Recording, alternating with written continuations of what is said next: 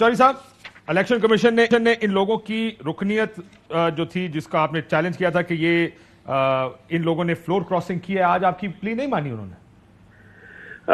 भाई साहब, इससे मैंने एक ऑर्डर जो है वो अगर आप इनकी वेबसाइट पे भी मौजूद है, अभी तो रेफरेंस का डिटेल फैसला नहीं आया है।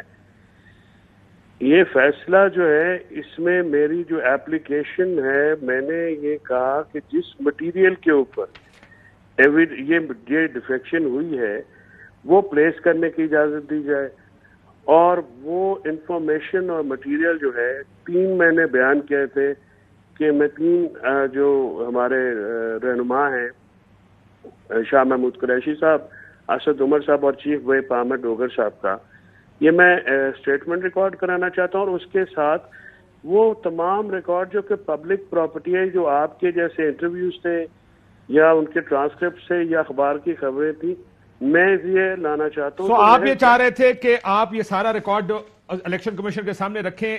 उन्होंने कहा कि बहुत लेट हो गया, ये मैं उनका फैसला पढ़ रहा था, उन्होंने कहा कि दिस इज टू लेट, और उसके बाद वो उनका जो दूसरा वकील था उन्होंने भी कहा ये आफ्टर थॉट है, बिलेटेड स्टेज है, एविडेंस फैब्रिकेट हुआ हुआ है, बगैर देखे उन्होंने कहा एविडेंस फैब्रिकेट हुआ हुआ है। सो आप ये कह रहे हैं कि उन्होंने आपको मौका ही नहीं दिया कि आप अपना एविडेंस सामने रखें? बात ये है कि ये 11 तारीख को इनको रेफरेंस मिला है, ये रेफरेंस फिक्स कर रहे हैं 28 तारीख को। 17 दिन का डिले इलेक्शन कमीशन ने कॉज किया। इसके बाद इनको 20 MNA से मैंने आज इनको कोर्ट में खड़ा होकर कहा कि सर आपने लेट करके, आपको एहसास होना चाहिए था कि 20 MNA हैं, एक MNA का अगर एक दिन भी लगाते तो 20 दिन तो आपने हियरिंग करनी थी। आशा गुलर के केस में भी दोनों को सुन के बगैर आप कंप्लीट जस्टिस कैसे करेंगे? तो इस पे मैंने कहा कि आपने तो मेरी तरफ तासुब का रवैया रखा है, तो मेरा तो फिर इस केस में खड़ा होना बनता ही नहीं है। अगर आप मुझे एविडेंस मटेरियल जो है वो पेश नहीं करने देंगे तो फिर डिफेक्शन मार्क्स सवाए डिसमिसल के मेरी आप इसके अलावा रिजेक्शन के अलावा तो आपका कोई फैसला आएगा ही नहीं। और उन्होंने मुझे माइंड दे दिया कि ये, और उन्होंने आपकी बात मान ली, उन्होंने कहा जी मैं डिसमिस कर देता हूं, आपका केस नहीं बनता। नहीं, उन्होंने कहा जी आपको एविडेंस ही नहीं देने, जब मेरा एविडेंस ही नहीं देने देना तो मेरे हक में फैसला कहाँ आएगा? मुझे सुनना ही नहीं, मुझे अपना केस ही नहीं बयान करने देना, तो फिर मेरे हक में फैसला कैसे आएगा? मुझे तो।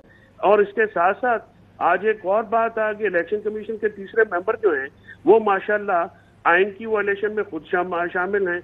ओथ उन्होंने ली हुई आई की प्रोटेक्शन, वो रेफरेंस दायर किया गया जिसका सुप्रीम जुडिशियल काउंसिल में। मतलब देखिए ये तो हालात यहाँ पे हैं सर, हालात तो ऐसे ही रहते हैं पाकिस्तान में। बहुत शुक्रिया फैसल चौधरी साहब। मैं क्योंकि चाह रहा था कि इसके ऊपर तज्जिया ले लूं, ये आपका पॉइंट रिकॉर्ड पे आ गया। इमरान खान साहब वो कहते हैं मुझे एविडेंस नहीं देने दिया। ये जो फैसला लिखा है चीफ इलेक्शन कमिश्नर साहब की जाने से, बहुत बिलेटेड, बहुत देर से आए आप एविडेंस लेकर। आपको क्या लगता है? देखिए कई केसेस में तो सारा साल केस लटकते रहते हैं, यहां पर भी अगर फर्ज कर मैंने पहले कहा, मेरा ये मौक़िफ़ है कि जब तक वोट नहीं पड़ता तब तक शायद ये फैसला देना उनके खिलाफ बड़ा मुश्किल काम था।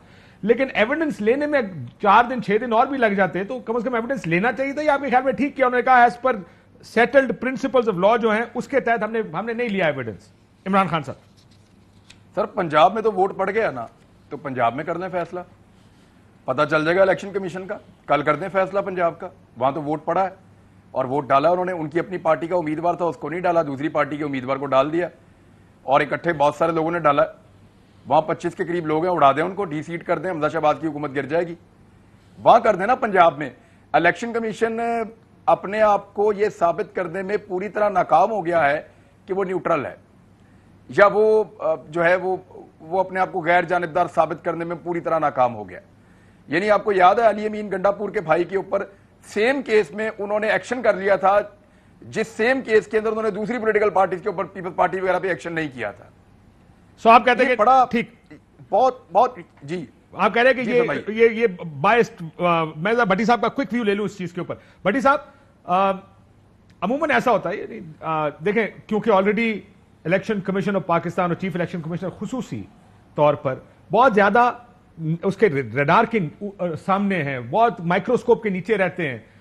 अगर एविडेंस ले लेते फिर भी ये फैसला कर देते तो शायद कहते कि एविडेंस, क्योंकि उन्होंने वोट नहीं डाला इसलिए वो मुर्तकिब नहीं हुए 63A की वायलेशन के, तो ज्यादा बेहतर होता। अब तो तरीके साहब आके कहेंगे जी आपने हमारा एविडेंस ही नहीं लिया।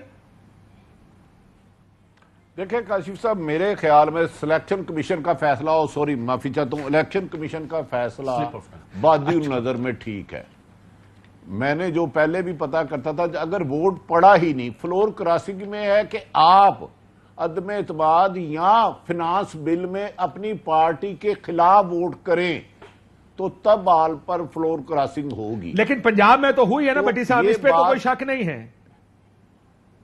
نہیں میرے بھائی، اب آپ میری ایک رائے تو ہے نا۔ نا میں پوچھ رہا ہوں آپ سے، لیکن کیا مرکز میں تو اور سچویشن ہے، ووٹ نہیں پڑا، لیکن پنجاب میں تو ووٹ ڈالا گیا نا وزیر اعلیٰ۔ میں تو یہی کہہ رہا ہوں نا، پنجاب میں یہ ڈیلے کر رہے ہیں، اس میں بدنیتی نظر آ رہی ہے۔ 25 لوگوں نے سرے عام آئین جس کو مقدس کہتے ہیں، جس کو یہ پاؤں میں رونتا ہے سلیکشن کمیشن، وہ معافی چاہتا ہوں الیکشن کمیشن، وہ تو واضح لوگوں نے ووٹ ڈالا ہے، اس کا ابھی تک فیصلہ نہ کرنا اس ملک میں کرپشن کو فروغ دینے کے مترادف ہے۔ جس ملک میں یوسف رضا گیلانی کا بیٹا پیسے بانٹ رہا ہے سرے عام، ویڈیو لاکھوں کروڑوں لوگ دیکھ رہے ہیں، آپ اس بندوں کو جنہوں نے پیسے لے رہے ہیں دے رہے ہیں ان کے خلاف مقدمہ درج کرا رہے ہیں، اور جو سینیٹر منتخب ہوا وہ کہہ ہی نہیں رہے۔ یار کمال ہے یہ سلیکشن کمیشن، میں قربان جاؤں اس کے واری جاؤں، اس کے لیے روزانہ میں دیگے بانٹوں۔ یہ چیز کیا ہے؟ مجھے اس سے ملائے ذرا۔ میں سعید مہندی صاحب کے اس تحفے کی تعریف کرتا ہوں، کمال شخصیت ہے بھائی۔ انہوں نے جو ملک میں کرپشن کو فروغ دینے کے لیٹسٹ طریقے ایجاد کروائے ہیں سلیکشن میں اپنی، یہ ماضی ایک تاریخ میں لکھے جائیں گے، اس میں کتاب بنتی ہے۔ کاشی صاحب آپ مانے نہ مانے، پٹی صاحب تسی لکھو، اسی پڑھیں گے۔ دوسری طرف میں بتاؤں آخری بات، یہ جو موجودہ حکومت کے ساتھ ہوا ہے وہ بھی عمران خان کے ساتھ ہوا تھا۔ انہوں نے 2018 سے پہلے کہا تھا IMF اور ورلڈ بینک کے پاس جائے وزیر اعظم چور ہوتا ہے، یہی حکومت کے ساتھ ہوا ہے۔ یہ بدقسمتی ان لوگوں کی ہے جو 40 سال سے حکومت میں بار بار آزمائے گئے ہیں، ملک کو لوٹ رہے ہیں، ان کو پھر آزما رہے ہیں۔ یار کچھ ہمیں اداروں پہ تنقید نہیں کرنی چاہیے، یہ میری بنیادی ذمہ داری ہے، لیکن اداروں کو بھی غیر جانبدار رہنا چاہیے، اختلاف رائے سننے کی ہمت ہونی چاہیے۔ عمران خان کے گھر آپ چھاپے مارو، پولیس بھیجو، وہ کیا ہماری عمران خان ہمارے بھائی جو جرنلسٹ ہیں ہم ان کی بات کر رہے ہیں، یہ کلیئر کر دے کہ عمران خان جو ہمارے پروگرام میں سے عمران ریاض خان صاحب بیٹھے ہیں، ان کے گھر پہ انہوں نے کل ٹویٹ بھی کیا تھا کہ ان کے گھر پر لوگ آئے، یہ شہر سے تھوڑا باہر رہتے ہیں، لیکن وہ لوگ آ کے کوئی ریکی شیکی کرنے کا۔ میں بتاتا ہوں، ارشد شریف کو بھی 4 دن پہلے نوٹس لکھا گیا، پھر اچانک رکا ہے۔ ارشد شریف کے لیے بھی جب سمیع ابراہیم کا نوٹس تیار ہوا ہے، میں نے یہ FIA بیٹ کی ہے۔ کاشف صاحب بڑی بدقسمتی ہے، اس ملک میں صحافت انہوں نے عذاب کر دی ہے۔ پہلے سیاست عذاب کی تھی، اب بیچارے جو ان کے کسی کے پے رول پہ نہیں آتے ان کی زندگی عذاب کر رہے ہیں۔ یہ ارشد کو بھی کہ اپنا صدقہ دے، وہ گائے کا نہیں ہاتھی کا دے۔ سر ہاتھی کی ڈائنوسور منگا لینا پرانے وقت تھا سر، اگر بڑا ہی کرنا ہے تو پھر پورا ڈائنوسور ہی کریے نا سر۔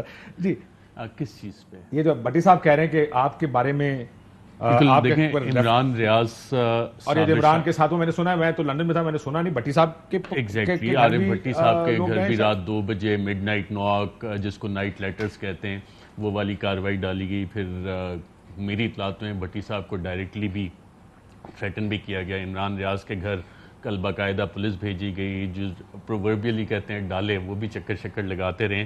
یہ ہو کیوں رہا ہے؟ یہ ہو اس لیے رہا ہے کہ پورا نظام آپ کا جو ہے نا سخت ٹینشن میں اس وقت، اور جب آپ ٹینشن میں ہوتے ہیں، فیئر میں ہوتے ہیں، تو پھر آپ کا ریئیکشن کیا آتا ہے؟ ریئیکشن یہ آتا ہے کہ یار یہ آوازیں آ رہی ہیں، یہ سوالات اٹھ رہے ہیں، تو چلو اس کے خلاف ایکٹ کرتے ہیں، بجائے اس کے کہ آپ وہ ریکٹیفائی کریں کہ جو غلطیاں ہو چکی ہیں۔ آج الیکشن کمیشن کا فیصلہ دیکھ لیں، آپ کو حیرانی نہیں ہونی چاہیے تھی، اور میں آج صبح سے بیٹھا سوچ رہا تھا کہ کیا فیصلہ آئے گا، پھر مجھے آیا یار اس پہ زیادہ سر کھپانے کی ضرورت نہیں، کیونکہ وہی فیصلوں کی روایتیں، وہی فیصلوں کی عبارتیں، میرا جرم کوئی اور تھا پر میری سزا کوئی اور ہے۔ اور اسی غزل کا جو پہلا شعر ہے کہ میں خیال ہوں کسی اور کا، مجھے سوچتا کوئی اور ہے، سر آئینہ میرا عکس ہے، پس آئینہ کوئی اور ہے۔ تو یہ ساری چیزیں آپ کو جب پتہ ہوں، تو جیسے بھٹی صاحب نے بھی کہا کہ یہ فیصلوں پہ اس طرح سے عدیل راجہ صاحب آپ سے ایک خصوصی سوال پوچھنا چاہ رہے ہیں۔ وہ یہ کہہ رہے ہیں کہ جو ایویڈنس دینا تھا فیصل چودھری صاحب نے، کلی میں تینوں مہمانوں کا وہ کر دوں، ابھی جو ایک موک الیکشن ہوا تھا آپ کو یاد ہوگا، جب اسمبلی کا اجلاس ملتوی کر دیا گیا تھا قاسم سوری کی رولنگ کے بعد، تو اس میں لوگوں نے کھڑے ہو کے ووٹ ڈالے تھے اور 180 سم تھنگ ووٹس پڑے تھے، اور اس میں ان لوگوں نے ووٹ ڈالا تھا۔ सो क्या वो गैर कानूनी कार्रवाई ना, वॉइड एब इनिशियो, वो किसी कार्रवाई का हिस्सा नहीं। नियत की बुनियाद पर तो किसी को नहीं किया जा सकता। वो नियत की बुनियाद पे मुझे, आपको, इमरान रियाज को, आरिफ भट्टी को, साबिर शाकिर को, दीगर जो लोग सवाल उठा रहे हैं उनसे किया जा सकता है, हमें बाकियों का नहीं। बाकी जैसे हम कह रहे हैं, यानी ये बात इसमें बड़ा मजे का एक वाकया है, अगर आपके पास 2 मिनट है। क्विकली, आरिफ भट्टी साहब और मैं जवानी में जो है ना अक्सर फिल्में देखने का बड़ा शौक, और सिनेमा हॉल में जाके ब्लैक एंड व्हाइट फिल्में देखते हो गए, ब्लैक एंड व्हाइट फिल्में भी उसी दौर के है ना, हम लोग तो पुराने हैं ना।